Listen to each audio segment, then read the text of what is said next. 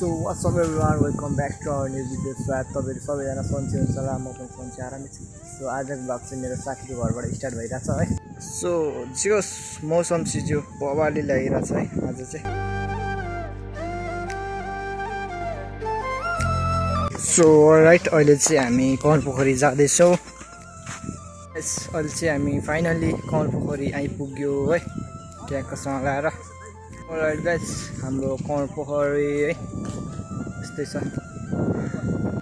So all right guys अहिले चाहिँ हामी कमलपोखरीमा आइसक्यौँ र हामी यसो फोटो हाल्छौँ कमलपोखरीमा। सो पछाडि चाहिँ बन्दै रहेछ है, अब अलिक वर्षमा बन्छ होला कि।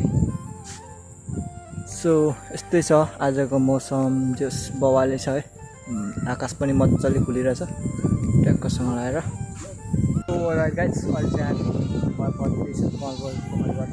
सो आज के कस्तो भयो त? चरपटे किचन दास को अगाडि त यस्तै बोकाएर छ हिँड्नु पर्यो। सुध्रेको मान्छे कालो बनाइदियो।